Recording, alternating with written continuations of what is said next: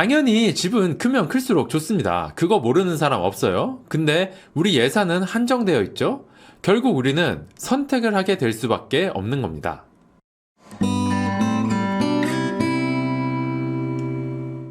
그 중에서 가장 많은 사람들이 고민하는 게 이거죠. 25평 상급지와 33평 하급지 중에 어딜 사야 되는가?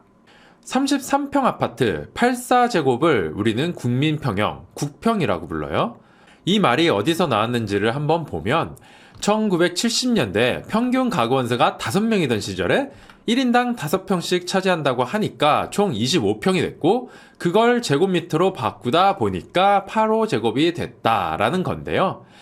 보시다시피 국평은 5인 가족 기준에 50년 전에 나온 용어예요. 국평의 기준이 바뀌어야 한다는 얘기도 심심찮게 나오고 있는데 왜 그런지 한번 볼게요. 가구당 세대 원수 17년치 통계를 보면 2, 3인 가구 수는 점점 늘고 있고 4, 5인 가구 수는 엄청나게 감소하고 있습니다. 17년 사이에 거의 반토막이 나버린 거예요. 가구로서의 대표성은 2, 3인 가구에게 넘겨준 지 오래입니다. 아까 국평 기준이 5명이랬었죠? 시대가 변해서 인당 사용하는 평수가 넓어졌다 하더라도 2, 3인 가구가 4, 5인 가구만큼 집을 넓게 쓰지는 않을 겁니다. 여기서 우리의 딜레마가 생기는 겁니다. 거거 익선. 크면 클수록 좋은 거 모르는 사람 없어요. 근데 집이 커지면 비싸져요. 예산은 한정되어 있는데 말이죠. 오늘 이거 딱 짚고 넘어갈 테니까 앞으로는 고민하지 마세요. 아파트 평면도가 요즘 정말 많이 진화했습니다. 같은 평수 안에서 공간 활용도를 정말 극한까지 뽑아내고 있어요. 2000년대 이전에는 대부분 2베이였는데 2000년대부터 3베이, 4베이 등등 점점 작은 평수도 큰 평수처럼 활용할 수 있게 나오고 있어요.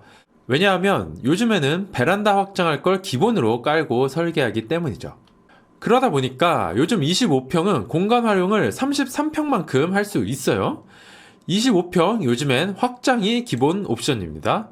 25평 확장하면 확장 안 한 30평이랑 그럭저럭 비슷해요. 이거 지금 사진 축척 정확히 맞춰서 갖다 놓은 겁니다. 4베이도 마찬가지죠. 예전엔 25평으로 무슨 4베이냐 했는데 요즘엔 이렇게 다 나와요. 베란다만 포기하면 33평이랑 큰 차이 없습니다. 그럼 베란다가 없는데 큰 짐은 대체 어디다 두냐고요? 요즘 아파트에는 지하에 세대 창고 다 있습니다. 골프백이나 캠핑 장비 같이 부피 크고 자주 안 쓰는 건 여기다가 넣어 놓으면 돼요. 이 온습도도 우리 집보다 관리 더 잘 됩니다. 어쨌건 아쉬운 대로 이걸로 버틸 수는 있어요. 아무래도 서울은 땅이 좁고 사람은 많이 살다 보니까 작은 평수의 가치가 지방보다 훨씬 높아요. 중형 26에서 37평 대비해서 중소형 평수의 가격이 지방은 54%밖에 안 되는데 비해서 서울은 거의 70%에 가깝습니다. 그만큼 서울에서는 다른 지역 대비해서 작은 평수가 인기가 많다는 거예요. 그런데 25평 국평론 얘기가 나오면 반대하는 사람들이 항상 가지고 오는 자료가 바로 이 1인당 주거 면적 자료예요. 1인당 주거 면적이 해마다 넓어지고 있는데 아무리 가족 수가 적어진다 하더라도 작은 평수가 어떻게 인기가 있어지겠냐는 거예요. 이 데이터 통계청에서 제공하는 자료이니만큼 당연히 신뢰도가 높습니다. 근데 이 해석이 있어서 맹점이 있어요. 1인 가구 비율이 높아지기 때문에 1인당 주거 면적이 높아지는 거라는 걸 모르는 사람들이 많아요. 이 1인 가구 비율이 32%에서 42%까지 늘었죠. 1인 가구 비율이 늘어난 게 1인당 주거 면적이랑 무슨 상관이냐? 자, 1인당 주거 면적 계산 방법은 간단합니다. 개별 가구의 주택 사용 면적을 개별 가구 원수로 나눈 거예요. 개별 가구 원수가 줄어들면 1인당 주거 면적이 늘어나죠. 아까 1인 가구가 점점 늘고 4, 5인 가구가 감소하고 있다고 했죠. 개별 가구 원수가 줄어드는 추세이니까 1인당 주거 면적이 당연히 늘어날 수밖에 없습니다. 좀 더 이해하기 쉽게 그려보면 이거예요. 전용 84에 4명의 가족이 산다라고 치면 1인당 주거 면적은 21제곱이 돼요. 근데 우리가 흔히 말하는 원룸 30제곱에 사람이 혼자 살면 1인당 주거 면적은 30제곱이 돼요. 1인 가구가 많아질수록 평균적인 1인당 주거 면적은 넓어지겠죠. 다른 예시로 하나 또 보여드릴게요. 아까 통계청에서 1인당 주거 면적 데이터에 보면 밑에 소득 수준별 1인당 주거면적 데이터도 같이 있어요.